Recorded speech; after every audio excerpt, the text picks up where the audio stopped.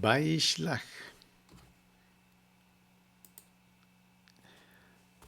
Y él envió. Eso quiere decir, vamos hoy a ver la porción Génesis 32, 3 al 36, 43. Todas las porciones que tenemos, todas las porciones de la Biblia son especiales.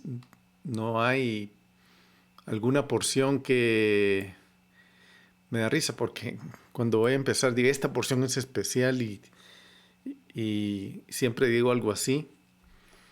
Y esta porción es especial. Todas las porciones tienen algo que dejarnos. Todas las porciones de la Torá tienen algo un mensaje muy profundo y esta no es la excepción. Entonces, aquí vemos cuando Jacob envió a su hermano un regalo. Así empieza la parashá describiendo. Pero toda la trama que hay en esta escena donde se registra el encuentro entre Jacob y Esaú, esta es un drama muy, muy impresionante. Venimos recogiendo toda la vida de ellos desde la parashá anterior, o dos parashás anteriores, y vemos que aquí se va a concluir todo lo que no se había concluido aún desde el vientre de Rebeca, cuando Esaú y Jacob todavía peleaban dentro del vientre, reñían dentro. Y hoy vamos a ver esta conclusión que es muy interesante. En esta conclusión, Esaú viene a encontrarse con Jacob. Lo viene a recibir. Y qué intenciones tenía Esaú realmente. ¿Qué es lo que estaba planeando hacer con la familia de Jacob? Con sus grupos, con su grupo que él traía de 400 hombres. No lo sabemos, no tenemos esa información. Sería que Esaú simplemente traía su comité de bienvenida. No lo sabemos. Entonces, incluso cuando leemos la parashá, es difícil llegar a una conclusión al respecto. No tenemos ni idea de qué es lo que va a pasar. Entonces, Jacob, de manera similar, cruzó el río Yabok o Jaboc con sus esposas e hijos. Y ellos estaban planeando. ¿Qué es lo que estaban planeando Jacob? Estaba planeando dividirse para hacer un plan de escape ante este gran encuentro que va a haber. ¿O sería la intención de Jacob de una vez confrontar a su hermano cara a cara y hacer las paces? De hecho, esa confrontación cara a cara tiene un significado muy importante, porque aquí va a tener Jacob un encuentro cara a cara con un ángel o un encuentro cara a cara con su hermano.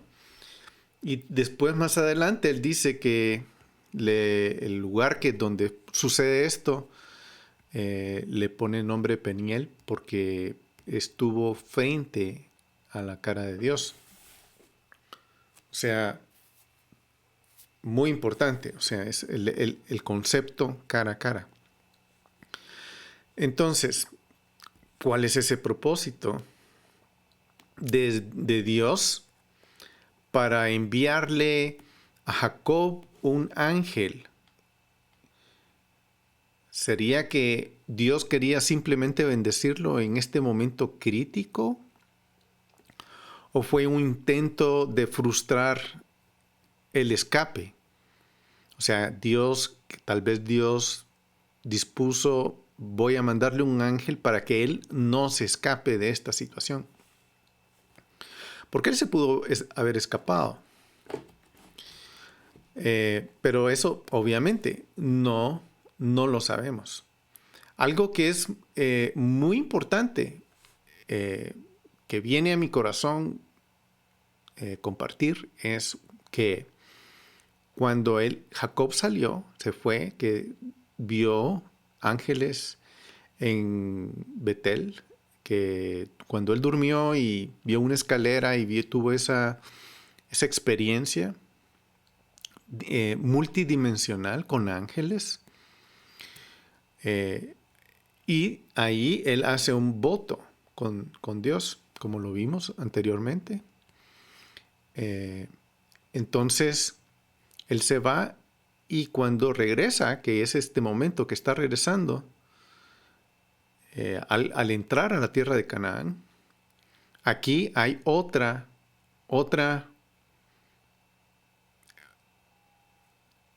experiencia, digamos, de la dimensión de ángeles. Es una experiencia que la tuvo al salir y al entrar.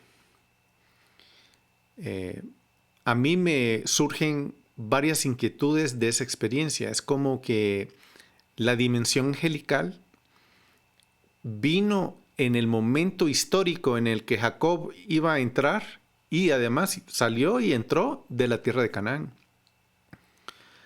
Y eso me trae a mí la idea de pensar que esa dimensión, que no es una dimensión natural como las que vivimos nosotros.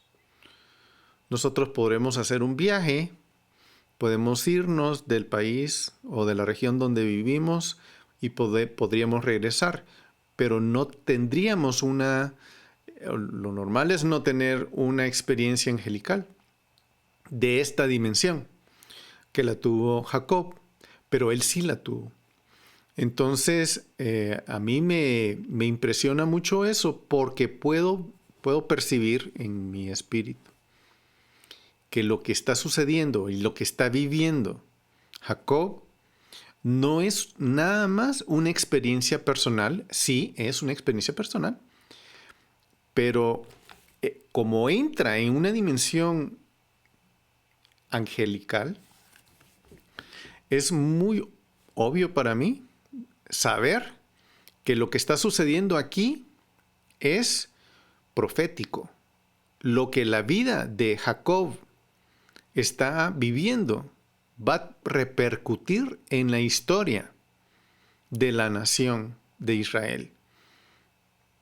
Eso se va a ver. Eso, de hecho, ya lo hemos estudiado, lo hemos visto. Por ejemplo, cuando él entra y sabe que su hermano viene y él envía una serie de regalos para ir a recibir a su hermano, él está planeando eso para, de alguna forma, discernir cuáles son las intenciones de Saúl cuando él venga a enfrentarlo. Y entonces él está muy preocupado y le pide a Dios que le ayude para poder vivir esto. Entonces, todo esto está pasando también a través de los años en la historia de Israel. Y no me quiero adelantar mucho, vamos a seguir aquí adelante, pero solo quiero abrir ese aspecto, que Jacob está viviendo una experiencia que entra en la dimensión angelical y eso se refleja en la historia de la nación. Entonces, a medida que vayamos viendo estas preguntas difíciles que estamos analizando, vamos a tratar de buscar esas respuestas a esas preguntas, a tratar de razonarlas y ver por qué la Torah es intencionalmente vaga. La Escritura no da detalles para poder tener una claridad de todo esto.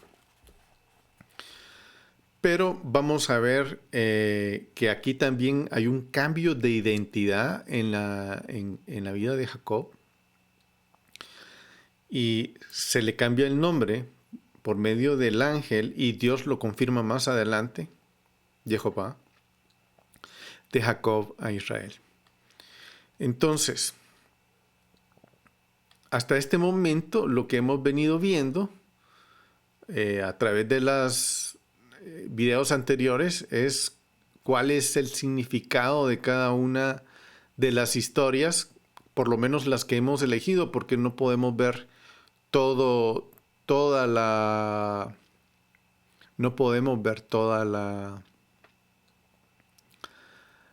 parashá, porque sería demasiado tiempo.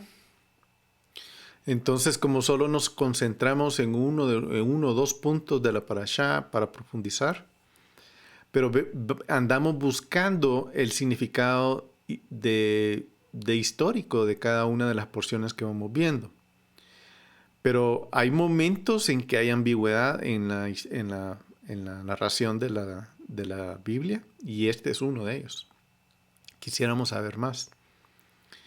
Entonces hay vaguedad, y esta vaguedad de entendimiento pareciera, bueno, voy a decir no pareciera, podría ser, es muy seguro que es intencional.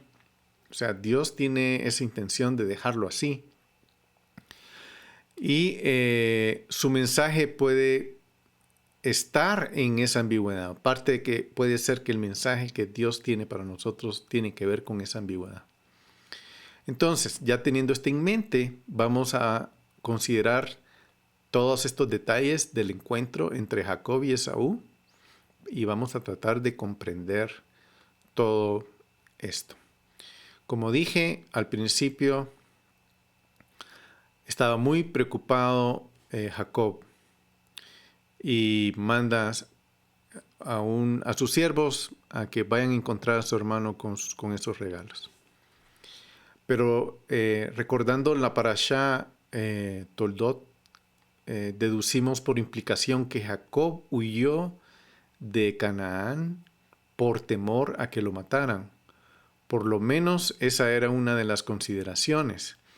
Y esto lo vimos en su momento cuando Rebeca se despidió de Jacob en Génesis 27, capítulo 42 al 44, que dice: cuando las palabras de Esaú, su hijo mayor, le fueron comunicadas a Rebeca, envió a llamar a Jacob, su hijo menor, y le dijo: mira, en cuanto a ti, tu hermano Esaú se consuela con la idea de matarte. Ahora pues, hijo mío, obedece mi voz.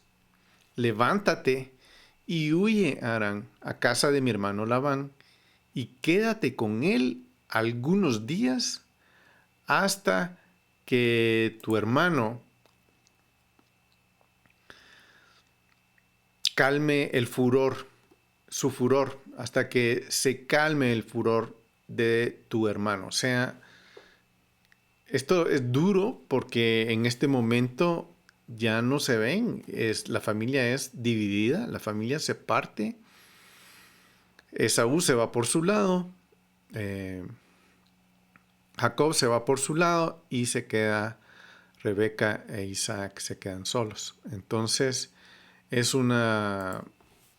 vemos que aquí sucede una división en la familia muy lamentable, ¿verdad? Ni Rebeca ni Jacob sabían que en ese momento de despedirse duraría muchos años, no sabían el tiempo de que duraría su exilio.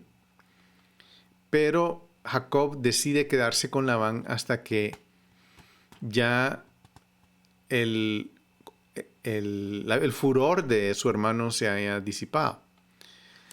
En su camino a Harán, Dios se le aparece a Jacob en Betel, como lo mencionamos, y le aseguró Dios que él lo protegería. Él lo protegería. Y le dijo, perdón, le dijo en Génesis 28:15, dice, he aquí yo estoy contigo, te guardaré por donde quiera que vayas y te haré volver a esta tierra, porque no te dejaré hasta que haya hecho lo que he prometido. Ahí dice matarte, pero no es eso. es muy bien. Entonces, eso es lo que le dijo Dios, que él iba a regresarlo a su casa hasta el momento en que Dios lo había prometido. Dios le dijo, él lo iba a proteger. Él le hizo una promesa de protección, nunca lo dejó, ni tampoco le dijo cuándo regresaría. Pasaron los años, Rebeca nunca envió a buscar a Jacob, pero finalmente, después de 20 años, Dios le dice a Jacob que ya es hora de regresar. Ya es hora de regresar. Y eso lo vemos en Génesis 31:3. Y ahí dice, entonces Jehová dijo a Jacob, vuelve a la tierra de tus padres y tus familiares, y yo estaré contigo. Es muy interesante que Dios le está hablando al corazón de Jacob y le está dando una dirección. Le está diciendo, regresa a la tierra de tus padres porque yo te voy a proteger. O sea, aquí es una garantía que Dios le está dando. Yo te voy a proteger. Pero ¿significa esto que Esaú ya no es amenaza? Eso que dice, yo te voy a proteger, es obvio que Dios le está diciendo, los problemas que tengas adelante, yo te voy a proteger. O sea, no le dijo, vete porque todo va a salir muy bien. No le dijo eso.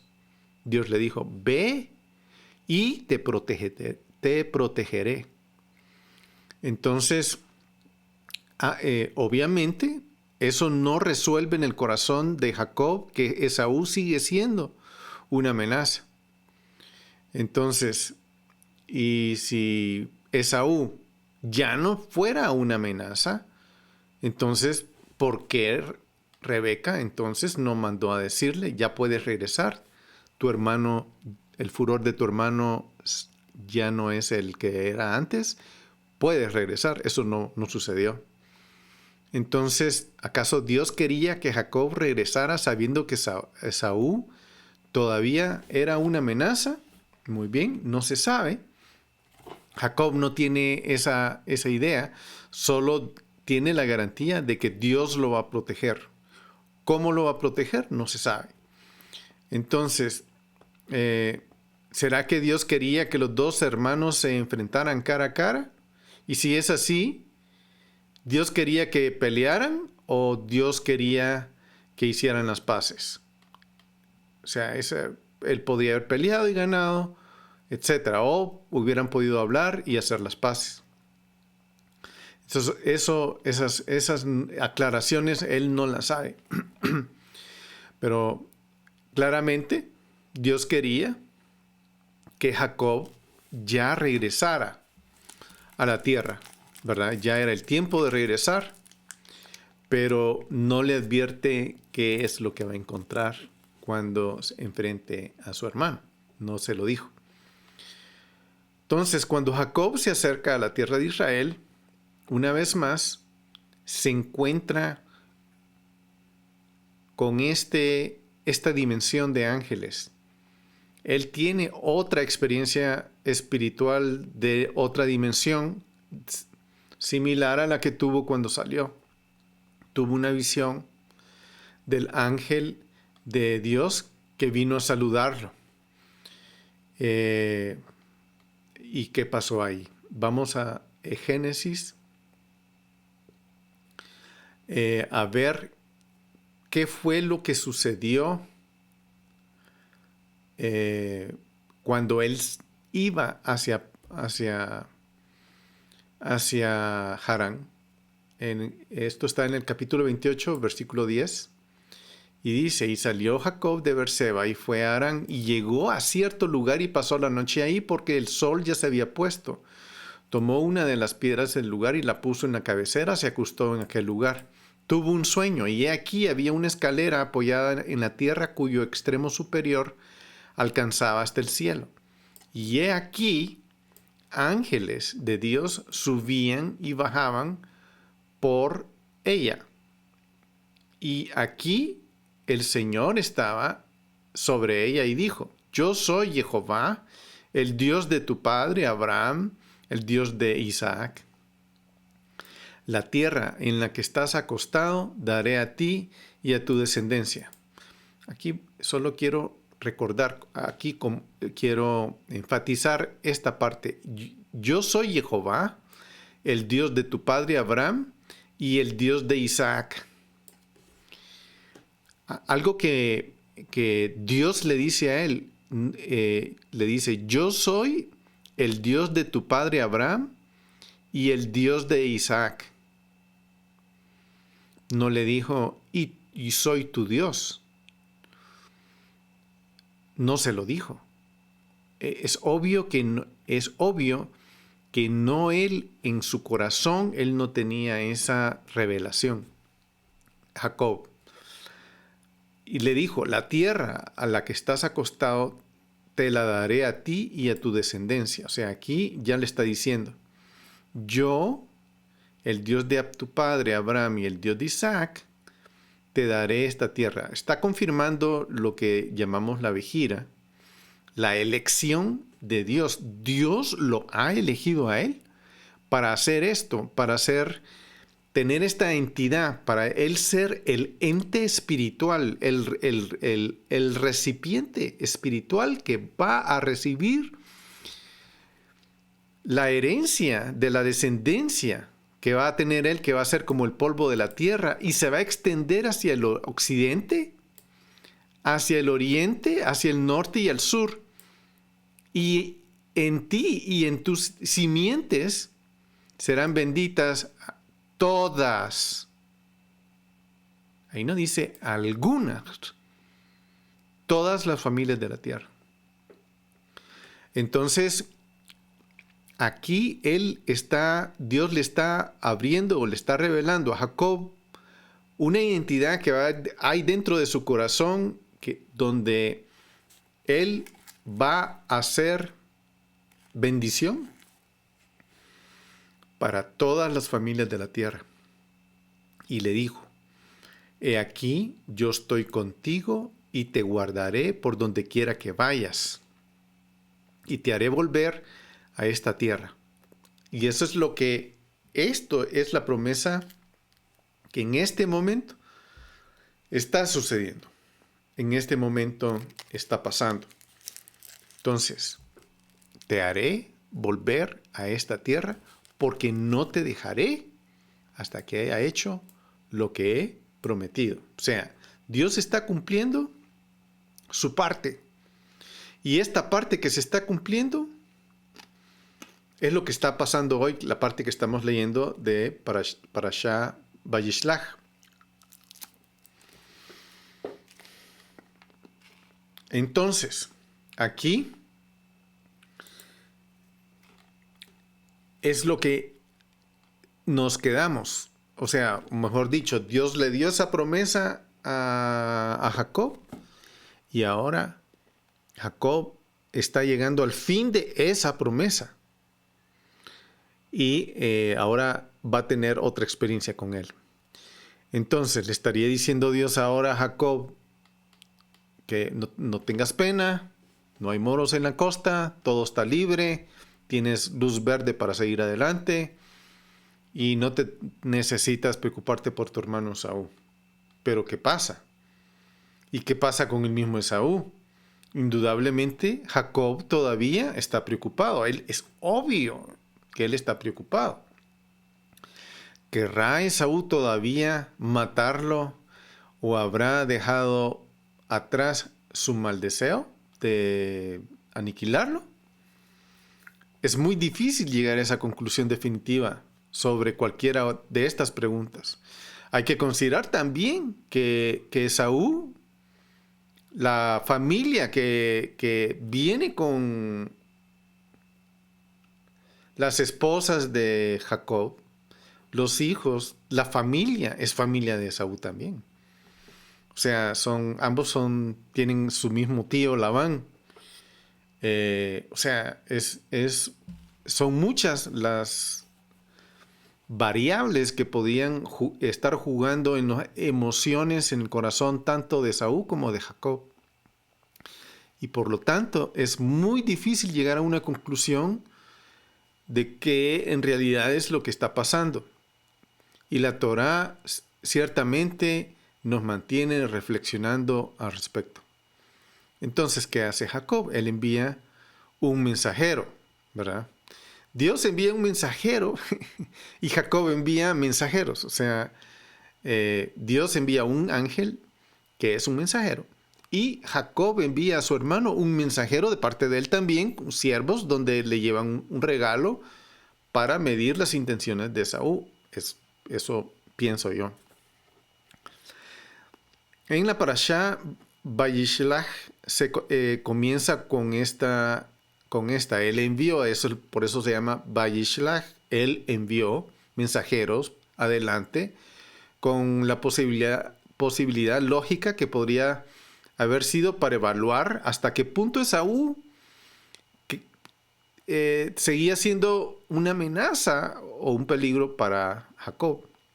Jacob seguramente aclaró estas dudas inmediatamente después de su visión de los ángeles de Dios en Mahanaim, lo que sugiere que esta experiencia que le dio a Jacob confianza para poder enfrentar a su hermano, es decir, para asegurarse de una vez por todas que ahora realmente va a regresar a casa sin mayor problema. Entonces, aquí está Jacob en esta situación. Él envió a sus mensajeros a llevarles el regalo que él le había dicho o le había dicho a sus siervos que se lo llevaran. Y entonces él le dio órdenes diciéndoles qué es lo que tenían que hacer. Y esas órdenes son en las siguientes. Diciendo, así diréis a mi señor Esaú, así dice tu siervo Jacob, he morado con Labán y ahí me he quedado hasta ahora. Tengo bueyes, asnos y rebaños, siervos y siervas, y envío a avisar a mi señor para hallar gracia ante tus ojos. Eso es lo que van los mensajeros de Jacob hacia Esaú y van formados de cierta forma con espacios entre los rebaños que mandó. Primero va uno, después va otro, con un espacio considerable entre ellos. Y cada uno le va dando un mensaje a ellos de qué es lo que está haciendo Jacob. Cuando regresan los mensajeros, hay un mensaje que él no esperaba. Esaú viene con 400 hombres a encontrar a Jacob. Y, o sea, ahí, imagínense, Esaú viene con 400 hombres. ¿Por qué yo vengo a saludar a mi hermano con 400 hombres? Es un ejército. Entonces no puede haber, él entra en duda, él entra en pánico, él entra en desesperación, y es muy probable que él esté evaluando que Esaú va por su cabeza.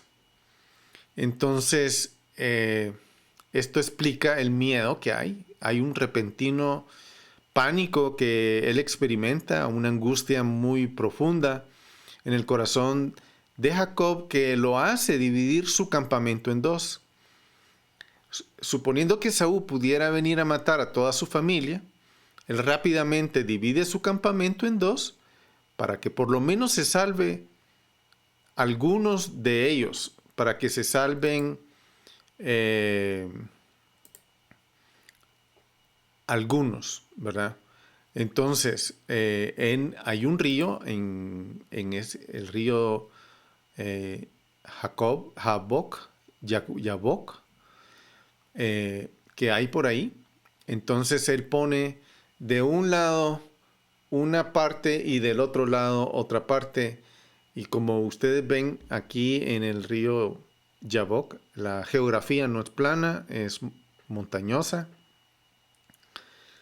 Entonces, para que el encuentro suceda en estas condiciones, sí da bastante tiempo a que, si unos van a huir, que huyan, dependiendo de cuál de los dos lados va a aparecer Esaú. Entonces, en el capítulo 32, versículos 7 al 12, encontramos que dice: entonces Jacob tuvo mucho temor. O sea, aquí es claro, ¿verdad? Tuvo mucho temor y se angustió. Él estaba angustiado. Dividió a su gente que estaba con él, y las ovejas y las vacas y los camellos en dos campamentos, y dijo: si Esaú viene a un campamento y lo ataca, entonces el campamento que queda escapará. Esa es la estrategia que él está teniendo. Él conoce a su hermano. Él sabe que es un hombre militar. Él sabe que si él viene con intenciones de hacer eso, él se tiene que defender, y geográficamente escoge o se queda ahí o hace dos campamentos, que por eso se llama se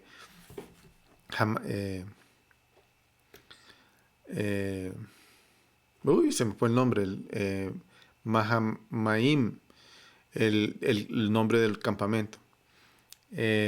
Y dijo Jacob en el versículo 9, siguiendo la lectura: oh Dios de mi padre Abraham y Dios de mi padre Isaac. Esto es muy importante porque él no está diciendo mi Señor, sino él está apelando al Dios de su padre y al de su abuelo y el de su padre.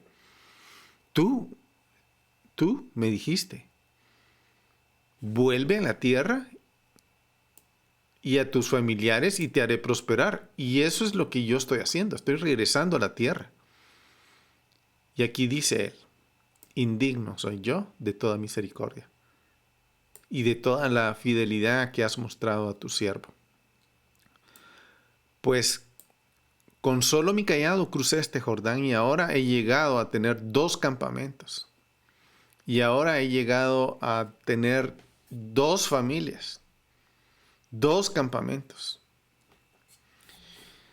Y aquí estoy hablando de la proyección multidimensional, multiprofética, avanzada en el tiempo, de lo que quiere decir esto. Aquí estamos viendo que Israel va a tener dos campamentos. No es un campamento, dos campamentos. Eventualmente vemos que Israel se divide en el reino del norte, en el reino del sur. Eso lo vemos en Primera de Reyes y en Crónicas.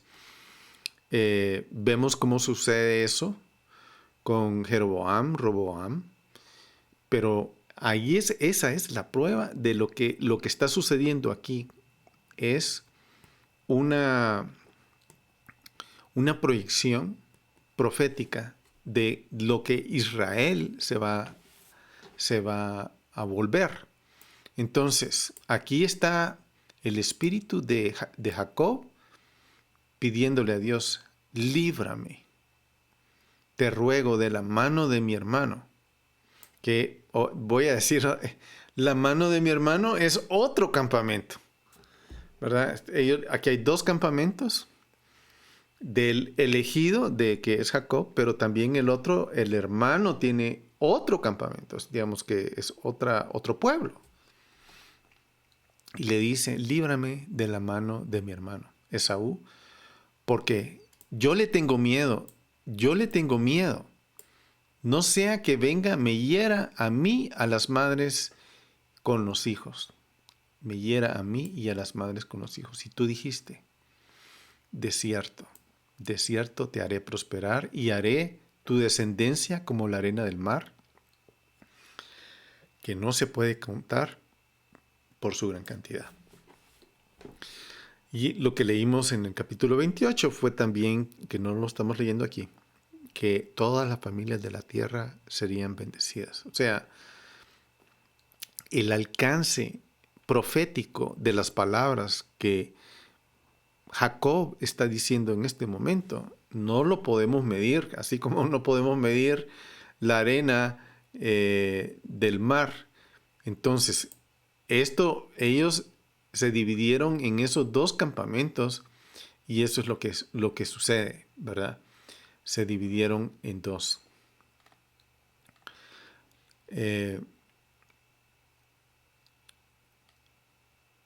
Eso fue lo que le dijo Dios, que él iba a hacer, lo iba a prosperar, y Dios lo hace regresar y lo está protegiendo, lo va a proteger. Jacob está actuando por fe, él está actuando en base a la palabra de su visión, a su revelación que Dios le dio. Él está apelando a eso, él está firmemente parado en eso y está poniendo todos,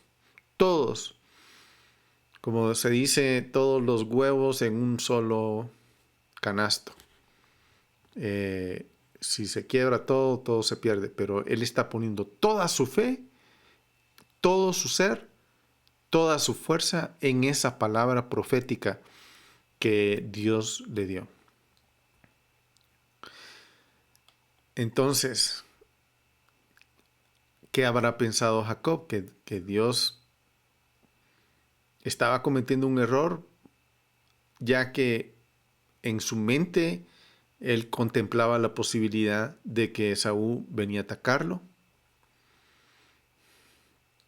¿O habría pensado Jacob simplemente que debía regresar a Canaán y evitar el encuentro con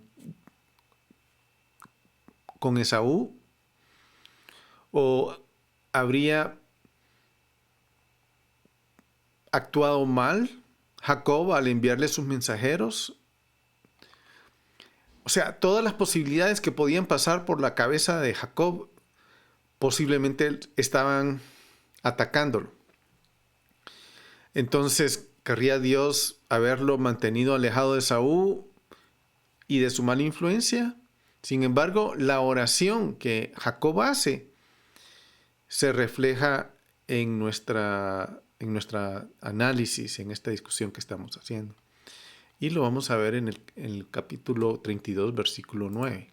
Y dice: y dijo Jacob: oh Dios de mi padre Abraham, de mi padre Isaac, oh Jehová, que me dijiste.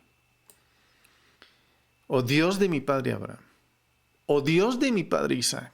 No, él no dice mi Dios. O sea, no ha llegado todavía a ese punto de decirlo.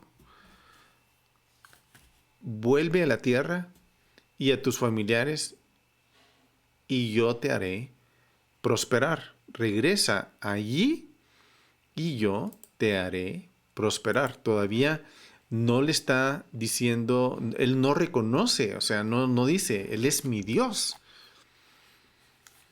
Entonces, es interesante ver cómo Jacob primero le recuerda a Dios que todo lo que había pasado con la idea de regresar, que él había prometido protegerlo. Pero Esaú seguía siendo un peligro, una amenaza. Y entonces Jacob concluye que tal vez él mismo había hecho algo malo. Puede ser que yo haya hecho algo malo y no me haya dado cuenta. Yo posiblemente ya había agotado todos sus cartuchos de protección o que, o sea, Dios lo está trayendo y hasta aquí ya va a ser el momento final de la protección que Dios tenía para él.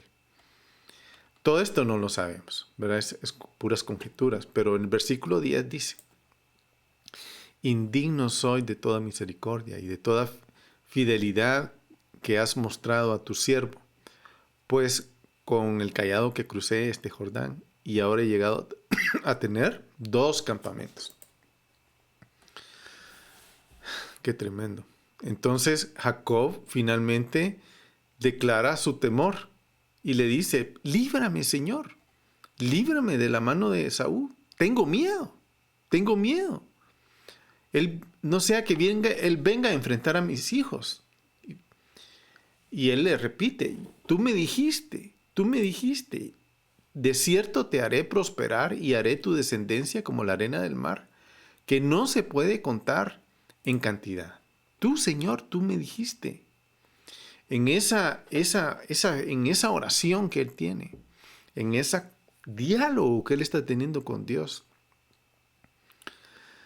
Jacob pudo haber estado insinuando, incluso, bueno, yo merezco morir, pero por favor salva a mis hijos, salva a mi familia, salva a las madres de mis hijos. ¿Cuál es la sorpresa? Que aunque Jacob oró, Dios no le respondió inmediatamente, no le dijo nada y él siguió en su agonía. Oh, y ahora, ¿quién podrá defenderme? O sea, no, Dios no le respondió. Jacob le dijo, sálvalos a ellos. Nuevamente, yo he oído, voy a agregar un comentario, tal vez no tiene que ver con la situación, pero he oído personas que dicen, pero ¿cómo es eso? Que Jacob tiene 4 esposas, ¿verdad? Y quiero recordarles, esto es profético. Esto es profético. O sea, lo que está sucediendo en la vida de esta persona está sucediendo en la vida de la nación. Y Dios está dándonos luz para poder entender la parte dimensional, angelical que todo esto tiene. Y que esto está sucediendo a un nivel profético, esto trasciende este momento que está pasando y esto va para la experiencia de la nación de Israel. Entonces, seguimos en esta situación difícil con Jacob. ¿Qué quiere Dios que haga? ¿Qué hago, Señor? ¿Debería confrontar a Esaú? ¿Debería de apaciguarlo? ¿Debería de ponerse de pie o luchar contra él? ¿Qué es lo que tengo que hacer? ¿Qué es?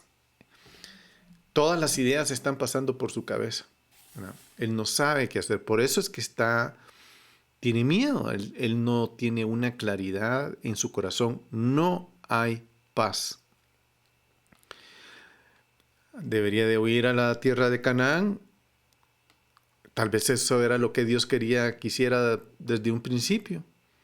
Y ahí al final dice, Señor, no sé si eso, no sé si lo otro, no sé si esto y lo otro, no sé si debía haber hecho esto o lo que sea. Hay algo que sí es clave y eso sí puedo estar seguro.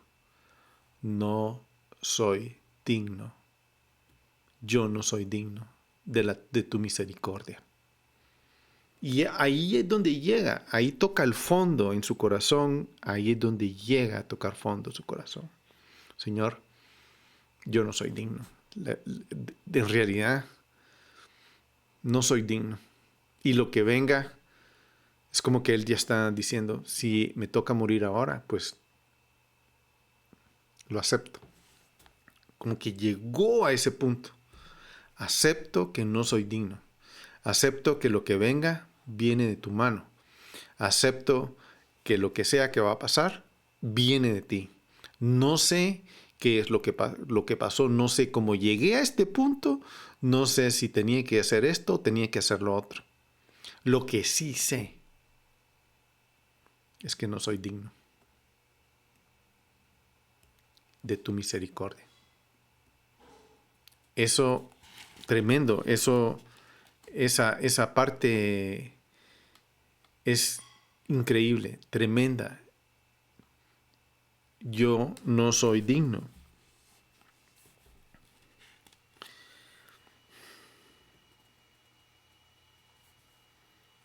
Lo que sea que venga, eso lo voy a recibir y lo acepto. A esa conclusión vino a llegar. Eso es lo que pasó. Entonces, ¿qué viene ahora? ¿Qué viene ahora? Entonces, después de orar, esa noche Jacob prepara una elaborada ofrenda de paz para su hermano, ¿verdad? Que es lo que él estaba planeando, y esto es lo que viene y que pasa en el capítulo 32, versículo 13, que dice: y pasó la noche ahí. Entonces, de lo que tenía consigo, escogió un presente para su hermano. Recuerden que él pasó con su cayado. Él simplemente cruzó el río con cayado y ahora regresa con mucho. Y de lo mucho que tiene, le está dando este regalo a su hermano. 200 cabras, 20 machos cabríos, 200 ovejas, 20 carneros, 30 camellas criando con sus crías, 40 vacas, 10 novillos, 20 asnas, 20 asnos. Y los entregó a sus siervos, y cada manada aparte.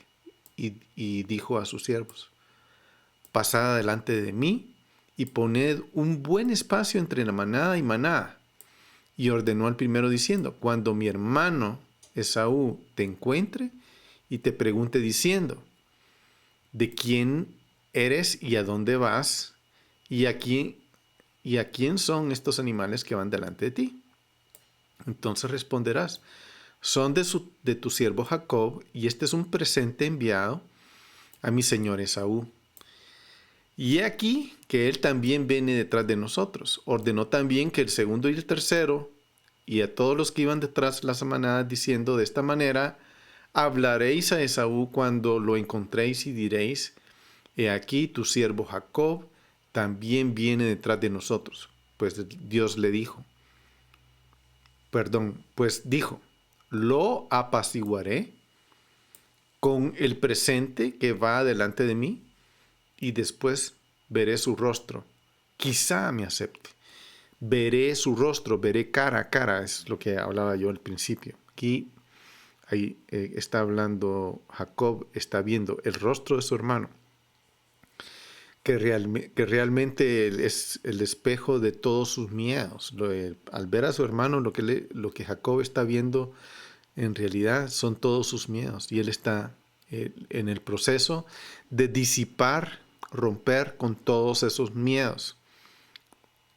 Y además, él va a ver la cara de Dios. Es muy importante y muy interesante ver cómo todo esto está sucediendo en este asunto. Entonces, Dios sí le está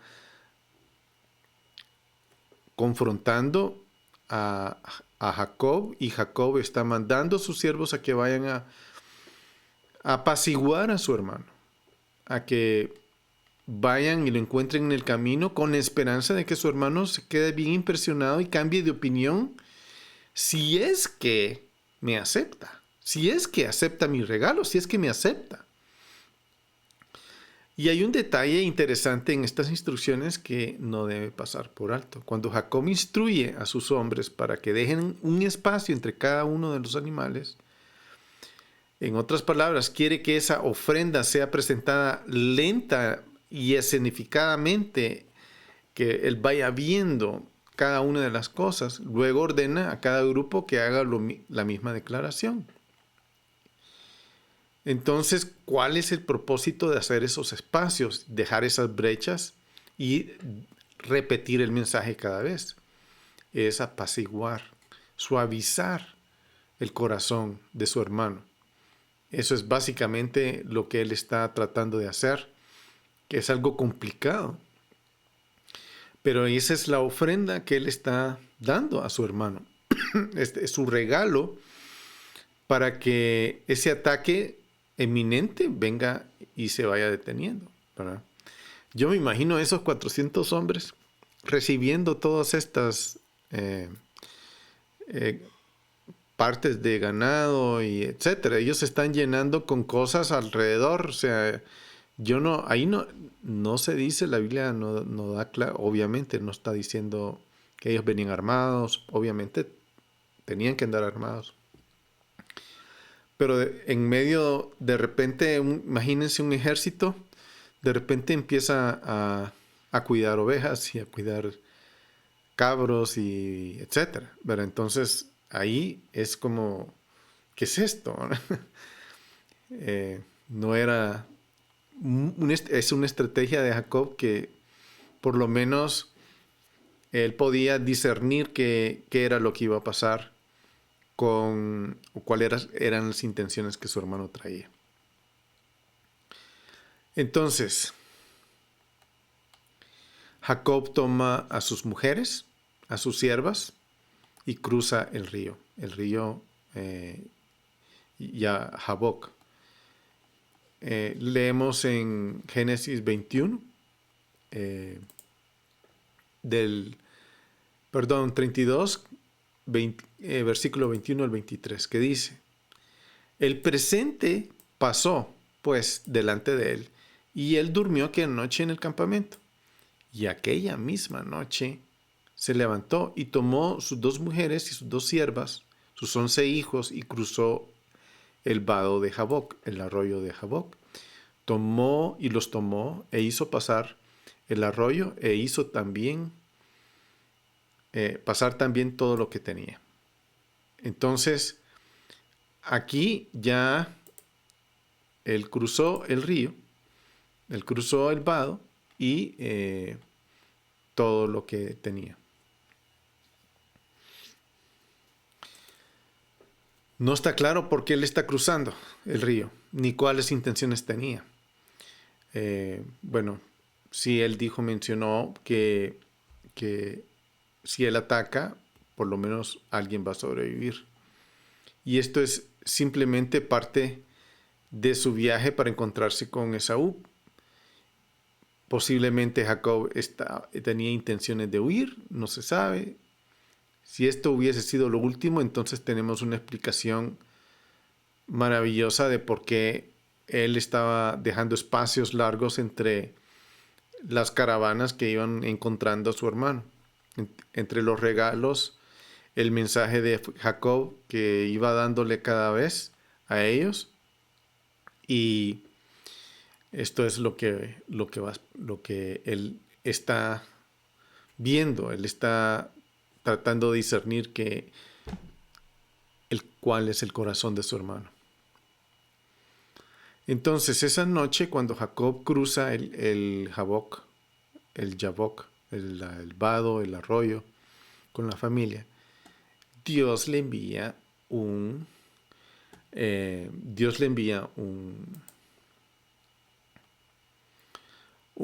ángel a él. Él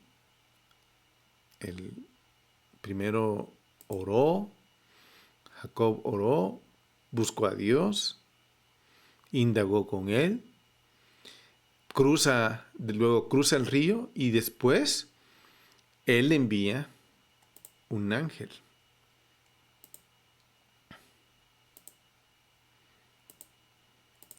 para encontrar a Jacob. Entonces, eso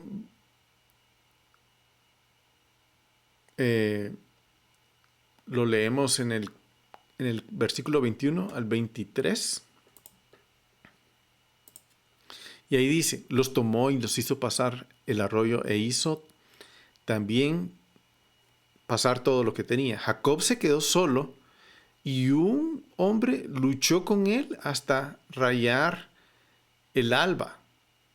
Un hombre luchó con él hasta rayar el alba. Y este es básicamente el tema inicial de nuestra parashá, de que él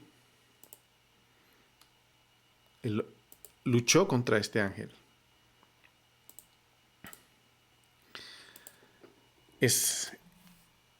Y este es el encuentro que él tiene, ¿verdad? Es lógico suponer que hay una razón divina por esta lucha. Es obvio, ¿verdad? Si seguimos este enfoque de Jacob que estaba huyendo, entonces el mensaje de Dios hubiera parecido bastante claro. Y la idea es que existía la posibilidad de que Dios lo estuviera deteniendo enviándolo a este ángel para que él no huyera. Entonces, al mantenerlo ocupado toda la noche, eso evitó de que él se fuera para ningún lado. O sea, simplemente es una posibilidad. Pero él recibe una lesión. Jacob es lesionado y eso pudo haber sido un castigo por haber tenido la intención de escapar. O sea, pudo haber sido eso. O podríamos deducir en algunos detalles de este encuentro. Por ejemplo, eso podría explicar por qué el ángel pidió irse al amanecer. Si su trabajo era evitar que Jacob se escapara de noche para encontrarse con Esaú, luego tan pronto como venía el amanecer, ya su misión se terminó y ya era tiempo de que el ángel se fuera. Porque inmediatamente después de esto, amanece. Y ahí viene Esaú, ¿verdad?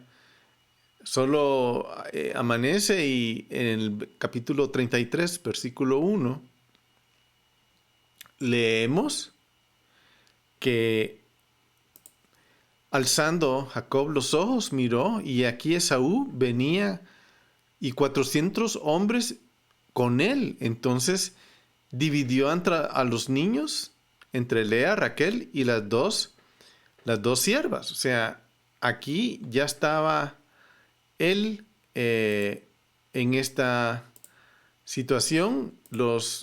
Él vio y ahí estaban todos los hombres alrededor, todos los hombres de Esaú, y los vio. Entonces, esto también podría explicar por qué Jacob le pide una bendición. Antes de que se vaya el ángel, le dice, bendíceme. O sea, no me dejes aquí solo, bendíceme. Estoy por enfrentar a mi hermano. Bendíceme. Entonces, eso puede entenderse como que esa es la razón por la que él le pide que lo bendiga. El ángel lo bendice a Jacob. ¿Y cómo lo bendice? Cambiándole su nombre. ¡Ey! Le cambia el nombre. ¿Cuál es tu nombre? Mi nombre es Jacob. Bueno, ya no te llamarás Jacob. Ahora te llamarás Israel. Esto es considerando que también el nombre Jacob implica algún tipo de engaño, ¿verdad? Por ejemplo, vemos en una escritura, en Jeremías 9:4, dice, cuídese cada uno de su prójimo, no tenga confianza en ningún hermano, porque todo hermano suplanta, ¿verdad? En el hebreo, aquí dice Kil, Kol, Aj, Jacob, Jacob. Eso quiere decir suplanta. Y todo prójimo anda calumniando. O sea, la connotación de su nombre, como que suplantaba, es lo que está aquí. Y por eso en el ataque, no el ataque, en la lucha que tiene, a la hora de bendecirlo, lo que hace es cambiarle el nombre. Y le pone Israel. Le pone el nombre Israel. ¿Por qué le pone Israel? ¿Verdad? Entonces,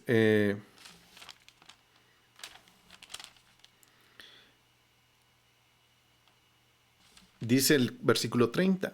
Y Jacob le puso a aquel lugar el nombre de Peniel, porque dijo, he visto a Dios cara a cara y ha sido preservada mi vida.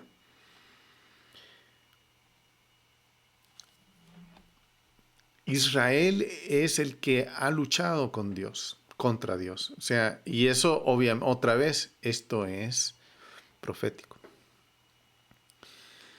Por eso, esto también explica por qué pudo haberle pedido esa bendición, que también podría entenderse como Jacob buscando el significado de este encuentro. O sea, tal vez podría decir, bendíceme, ¿qué es? ¿Por qué estoy peleando contigo? ¿Verdad? Pero por eso es que había un tipo de engaño en el nombre de Jacob y Dios dice, tú ya no te vas a llamar así, ahora te vas a llamar Jacob. Y Israel implica la capacidad de levantarse y pelear. O sea, aquí Dios le está dando esa capacidad y le dijo, ya no se llamará más tu nombre Jacob, sino Israel, porque has luchado con Elohim y con los hombres. Has luchado con Elohim y con los hombres y has vencido. Muy bien. Aquí la parte interesante es que después de esta lucha con el ángel, que también tiene que ver con el encuentro, o sea, las dos cosas, el encuentro con Esaú y el encuentro con el ángel están íntimamente relacionados. Y aquí, en este versículo, se juntan esas dos relaciones, porque has luchado con Elohim, has luchado en la dimensión angelical, has luchado en la dimensión espiritual y has luchado en la dimensión natural y has vencido. O sea, en las dos ha luchado y ¿qué pasó? En las dos ha vencido. Él ha vencido. Entonces aquí está frente a los hermanos al ejército, al grupo de Esaú y ha vencido. Muy bien. Entonces esta bendición es la respuesta de Dios a Jacob. No huyas, enfrenta a tu hermano, porque ha vencido. O sea, es como que la lección también tiene que ver que la lucha no es simplemente tener una lucha natural, sino también es una lucha en el nivel que menos que la mayoría de nosotros dejamos a un lado, que es el espiritual, que es el angelical, que es el nivel espiritual, al que Dios le abrió a Jacob desde que salió de la tierra de Canaán hasta que regresó a la tierra de Canaán, hasta que regresó a la tierra, a esa tierra que Dios le va a dar, que donde Dios lo va a bendecir y Dios él va a heredar esa tierra, él y su descendencia. Y no solamente él, sino todo el aspecto espiritual que representa a la nación lo va a recibir también la descendencia. Entonces, esa puede ser la razón que cuando sale el sol, el ángel se va y cumple su misión.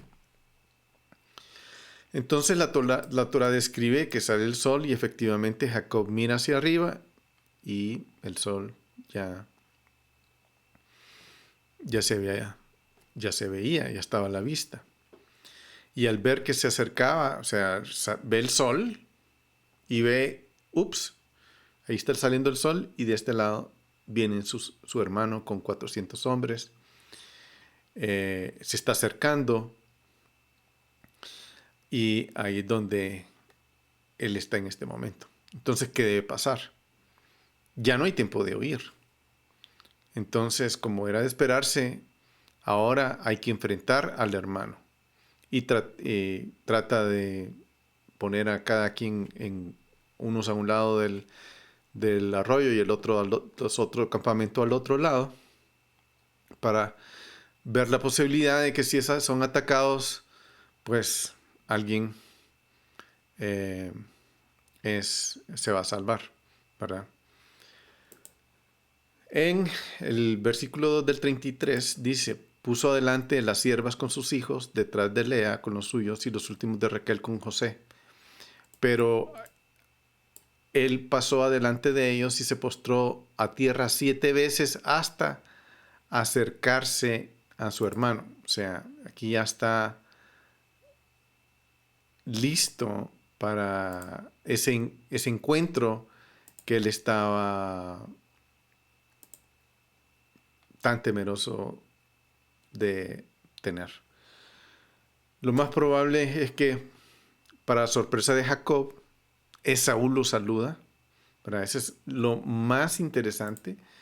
Viene Esaú y lo saluda.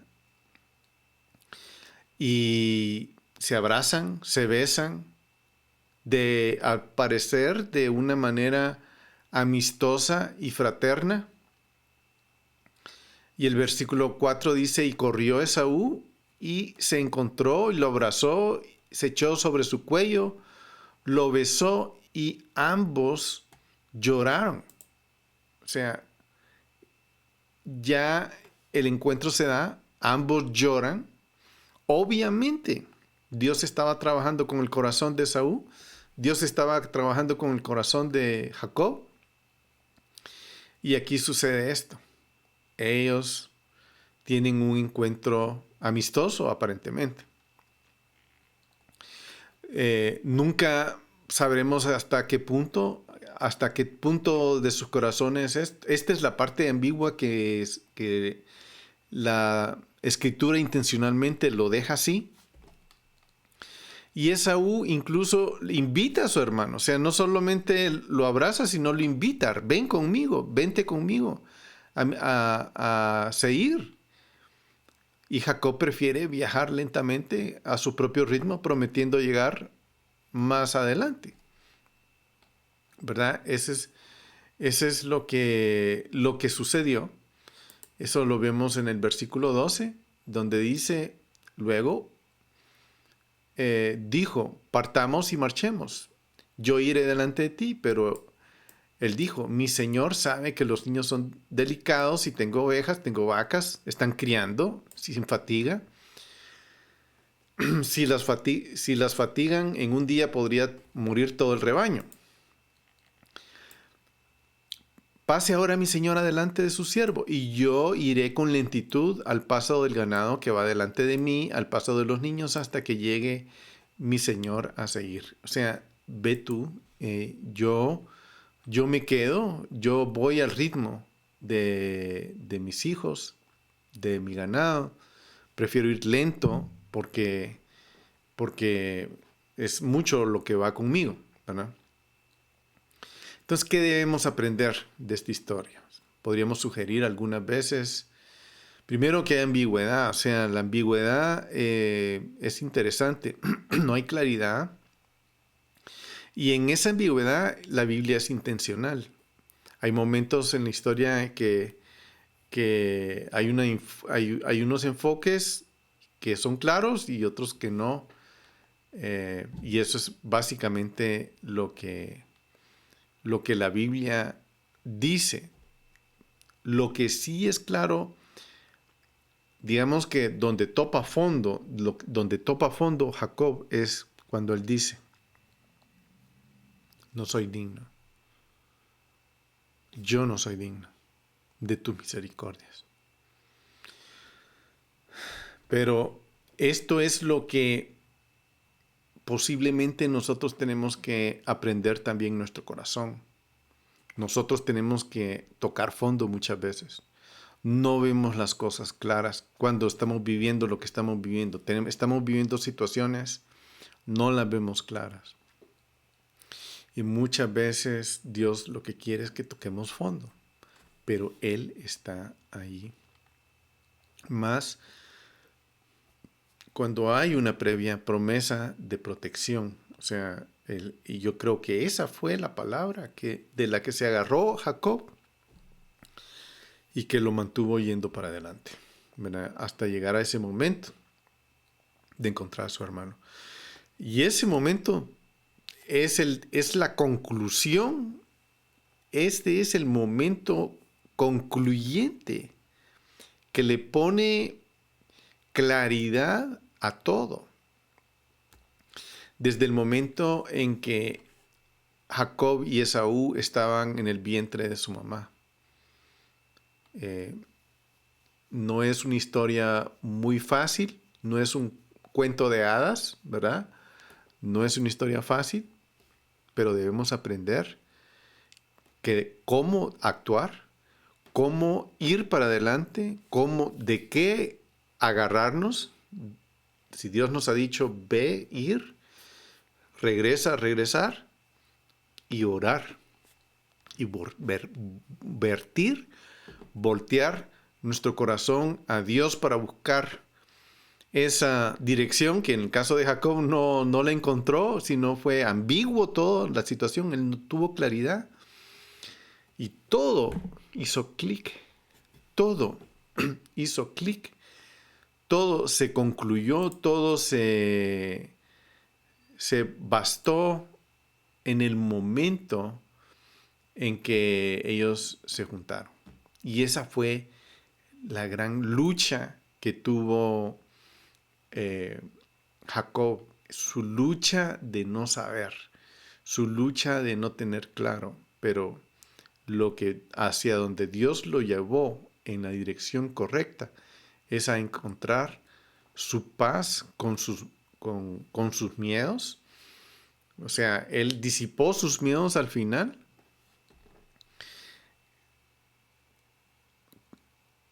Vivió en carne propia las promesas que él recibió en Betel desde la semana pasada que estuvimos viendo cuando él estaba en Betel y que tuvo su visión de la escalera. Dios le habló de lo que él iba a hacer en él, le dio sabiduría, le dio acción, determinación, le dio fe. Y eso es lo que todos tenemos que tener: fe, determinación, fundamento. Y eso es lo que Vayishlach vino a enseñarnos. Les bendigo y le pido a Dios que abra la dimensión angelical de una forma especial para nosotros, que hoy en día necesitamos urgentemente, ya que estamos viviendo ese tipo de batallas a nivel del espíritu, a nivel angelical. Que ángeles nos visiten, que ángeles nos revelen, que ángeles nos den la luz de Dios para poderle hacer frente a estas miedos que tenemos delante, estas situaciones que tenemos adelante en la humanidad, que están enfrentándonos a nosotros, nos amenazan, tenemos amenazas grandes por delante, así como la tenía Jacob, y que Dios venga, ponga ángeles en nuestra casa, en nuestra mente, en nuestro corazón, para hacerle frente a nuestro futuro que tenemos por delante. Que Dios bendiga a sus hijos, a sus familias, a sus esposos, a sus esposas, a sus padres. Y nos vemos en el próximo video. Bendiciones.